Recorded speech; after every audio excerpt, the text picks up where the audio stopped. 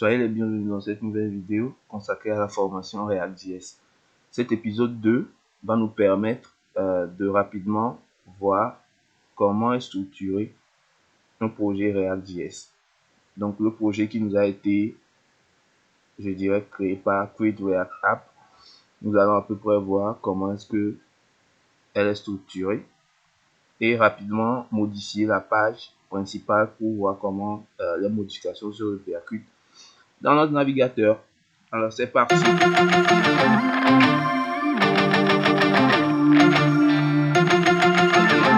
Donc voilà à peu près notre page. Comment est-ce que elle est structurée?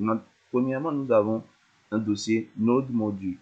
Ok, donc le dossier Node module va en fait contenir toutes les dépendances npm, c'est-à-dire tout ce qui a été installé via le gestionnaire de paquet npm.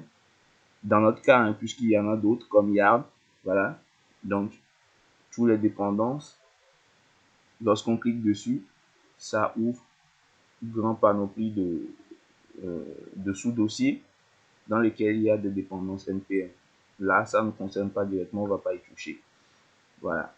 Donc nous avons après le dossier public dans lequel il y aura tous nos fichiers statiques, notre HTML, notre image de logo, je dirais, notre icône pour le site web, donc qui est favicon.ico. Nous avons nos images, nos différentes images, logo.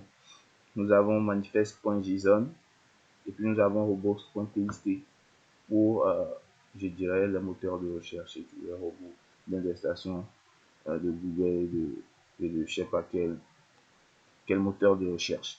Alors, en troisième position, nous avons notre dossier src. Alors, ce dossier va être très intéressant parce que il va contenir tous nos codes sources, au fait, tous nos fichiers sources, donc nos codes sources en JavaScript et en CSS. Alors, ce que vous allez remarquer ici, c'est que premièrement, nous avons app.css. C'est classique pour les développeurs qui ont déjà fait du HTML, CSS, JS. C'est un fichier CSS. Nous avons app.js.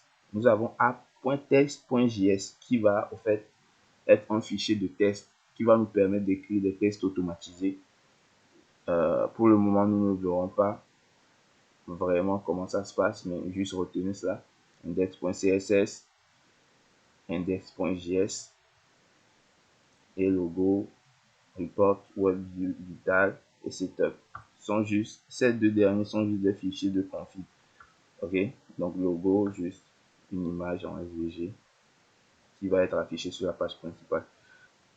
Alors nous avons gitignore, pour ceux qui ne le sauraient pas, qui est un fichier de Git. Donc Git, c'est un gestionnaire de version, qui nous permet de versionner notre code.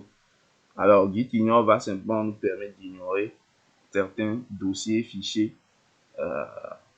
avec Git, c'est-à-dire dans notre gestion de notre code source. C'est-à-dire les fichiers Node module par exemple ne doivent pas être inclus dans notre gestionnaire de version.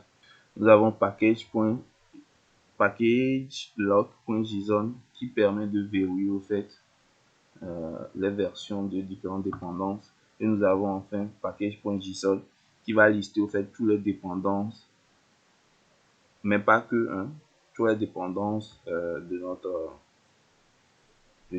projet.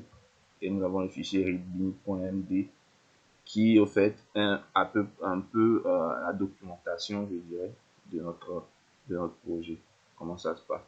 Donc ce fichier là en fait va être très utile sur GitHub. On va permettre de présenter notre projet, à peu près comment installer, comment le démarrer, ainsi de suite.